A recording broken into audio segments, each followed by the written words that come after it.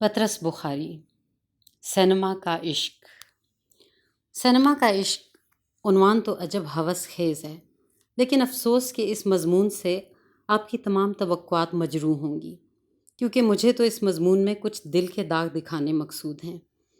اس سے آپ یہ نہ سمجھیے کہ مجھے فلموں سے دلچسپی نہیں، یا سینما کی موسیقی اور تاریکی میں جو ارمان انگیزی ہے میں اس کا قائل نہیں۔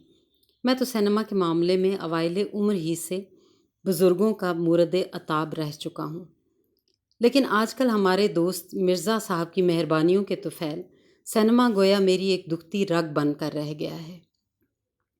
جہاں اس کا نام سن پاتا ہوں، بعض درد انگیز واقعات کی یاد تازہ ہو جاتی ہے، جس سے رفتہ رفتہ میری فطرت ہی کجبین بن گئی ہے۔ اول تو خدا کی فضل سے ہم سینما کبھی وقت پر نہیں پہنچ سکے، اس میں میری سستی کو ذرا دخل نہیں۔ یہ سب قصور ہمارے دوست مرزا صاحب کا ہے، جو کہنے کو تو ہمارے دوست ہیں، لیکن خدا شاہد ہے ان کی دوستی سے جو جو نقصان ہمیں پہنچے ہیں کسی دشمن کے قبضہ قدرت سے بھی باہر ہوں گے۔ جب سینما جانے کا ارادہ ہو، ہفتہ بھر پہلے سے انہیں کہہ رکھتا ہوں کہ کیوں بھائی مرزا، اگلی جمعرات سینما چلو گے نا؟ میری مراد یہ ہوتی کہ وہ پہلے سے تیار رہیں اور اپنی تمام مصروفیتیں کچھ اس ڈھب سے ترتیب دے لیں کہ جمعرات کے دن ان کے کام میں کوئی حرج واقع نہ ہو۔ لیکن وہ جواب میں عجب قدر ناشناسی سے فرماتے ہیں، ارے بھائی چلیں گے کیوں نہیں؟ کیا ہم انسان نہیں؟ ہمیں تفریح کی ضرورت نہیں ہوتی؟ اور پھر کبھی ہم نے تم سے آج تک ایسی بے مروتی بھی برتی ہے کہ تم نے چلنے کو کہا ہو اور ہم نے تمہارا ساتھ نہ دیا ہو؟ ان کی تقریر سن کر میں کھسیانہ سا ہو جاتا ہوں، کچھ دیر چپ رہتا ہوں اور پھر دبی زبان سے کہتا ہوں، بھائی اب کہ ہو سکا تو وقت پر پہنچیں گے، ٹھیک ہے نا؟ میری یہ بات عام طور پر ٹال دی جاتی ہے، کیونکہ اس سے ان کا ضمیر کچھ تھوڑا سا بیدار ہو جاتا ہے۔ خیر میں بھی بہت زور نہیں دیتا، صرف ان کو بات سمجھانے کے لیے اتنا کہہ دیتا ہوں، کیوں بھائی سینما آج کل 6 بجے شروع ہوتا ہے نا؟ مرزا صاحب عجب معصومیت کے انداز میں جواب دیتے ہیں، بھائی یہ ہمیں معلوم نہیں، میرا خیال ہے 6 بجے ہی شروع ہوتا ہے۔ اب تمہارے خیال کی تو کوئی سند نہیں؟ نہیں مجھے یقین ہے 6 بجے شروع ہوتا ہے۔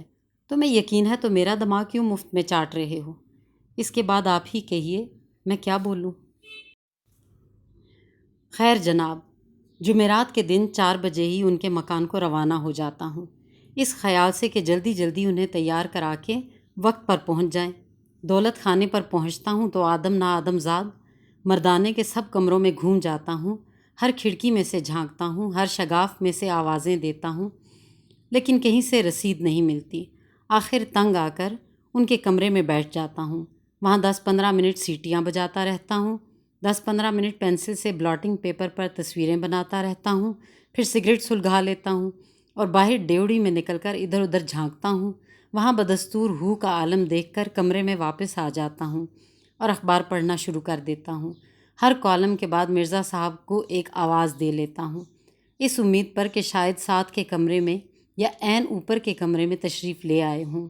سو رہے ہوں تو ممکن ہے جاگ اٹھے ہوں گے، یا نہا رہے ہیں تو شاید غسل خانے سے باہر نکل آئے ہوں گے، لیکن میری آواز مکان کی وسعتوں میں سے گونج کر واپس آ جاتی ہے۔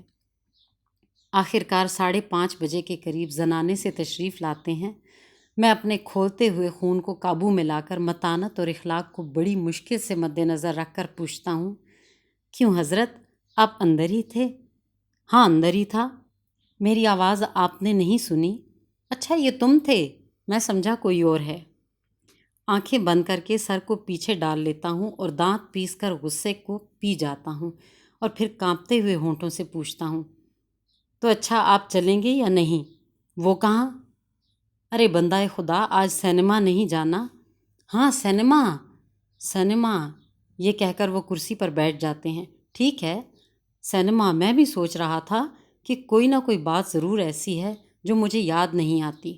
اچھا ہوا تم نے یاد دلا دیا، ورنہ مجھے رات بھر الجھن رہتی۔ تو چلو پھر اب چلیں؟ ہاں وہ تو چلیں ہی گے، میں سوچ رہا تھا آج ذرا کپڑے بدل لیتے۔ خدا جانے دھوبی کم وقت کپڑے بھی لایا ہے یا نہیں۔ یار ان دھوبیوں کا تو کوئی انتظام کرو۔ اگر قتل انسانی ایک جرم سنگین نہ ہوتا تو ایسے موقع پر مجھ سے ضرور سرزد ہو جاتا، لیکن کیا کروں، اپنی جوانی پر رحم کھاتا ہوں، بے بس ہو جاتا ہوں۔ صرف یہی کہہ سکتا ہوں کہ مرزا بھائی للہ مجھ پر رحم کرو، میں سینما چلنے کو آیا ہوں، دھوبیوں کا انتظام کرنے نہیں آیا۔ یار بڑے بدتمیز ہو، 5:45 بج چکے ہیں اور تم جوں کہ توں بیٹھے ہو۔ مرزا صاحب عجب مربیانہ تبسم کے ساتھ کرسی پر سے اٹھتے ہیں، گویا یہ ظاہر کرنا چاہتے ہیں کہ اچھا بھائی تمہاری طفلانہ خواہشات آخر ہم پوری کر ہی دیں۔ چنانچہ پھر یہ کہہ کر اندر تشریف لے جاتے ہیں کہ اچھا کپڑے پہناؤں۔ مرزا صاحب کے کپڑے پہننے کا عمل اس قدر طویل ہے کہ اگر میرا اختیار ہوتا تو قانون کی روح سے انہیں کبھی کپڑے اتارنے ہی نہ دیتا۔ آدھ گھنٹے کے بعد وہ کپڑے پہنے ہوئے تشریف لاتے ہیں، ایک پان منہ میں اور دوسرا ہاتھ میں۔ میں بھی اٹھ کھڑا ہوتا ہوں، دروازے تک پہنچ کر مڑ کر جو دیکھتا ہوں تو مرزا صاحب غائب۔ پھر اندر آ جاتا ہوں، مرزا صاحب کسی کونے میں کھڑے کچھ کرید کر رہے ہوتے ہیں۔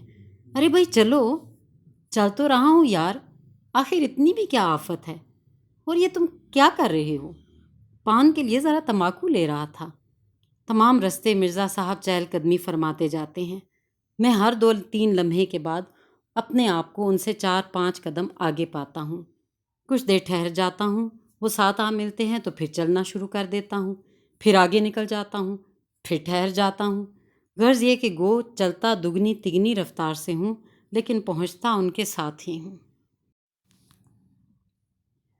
ٹکٹ لے کر اندر داخل ہوتے ہیں تو اندھیرا گھپ، بہتیرا آنکھیں جھپکتا ہوں، کچھ سجھائی نہیں دیتا۔ ادھر سے کوئی آواز دیتا ہے، یہ دروازہ بند کر دو جی۔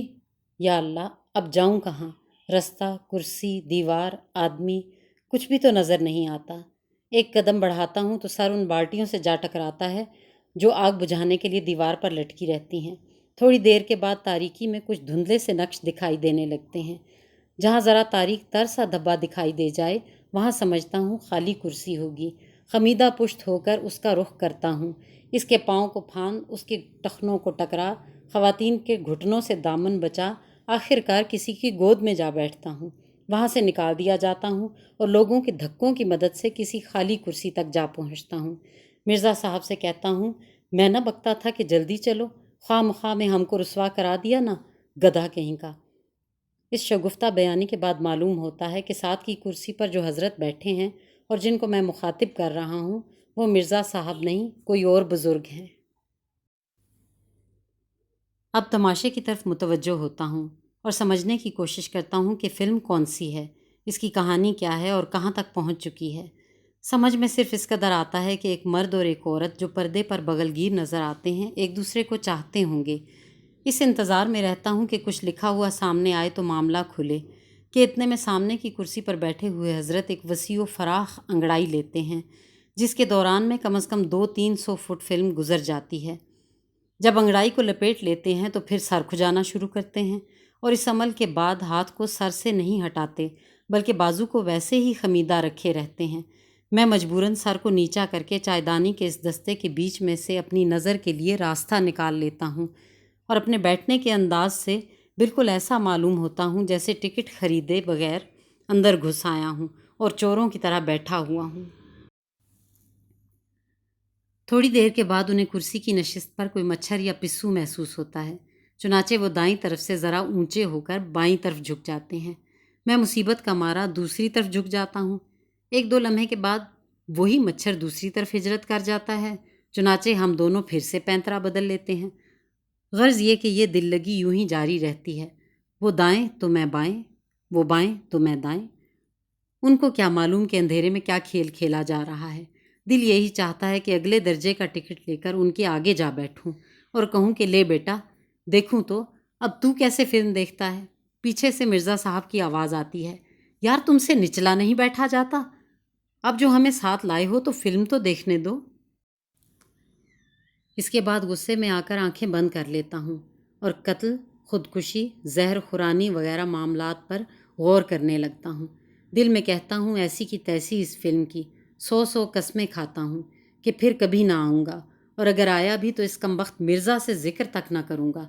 5-6 گھنٹے پہلے سے آ جاؤں گا، اوپر کے درجے میں سب سے اگلی قطار میں بیٹھوں گا، تمام وقت اپنی نشست پر اچھلتا رہوں گا، بہت بڑے ترے والی پگڑی پہن کر آؤں گا، اپنے اوور کوٹ کو 2 چھڑیوں پر پھیلا کر لٹکا دوں گا۔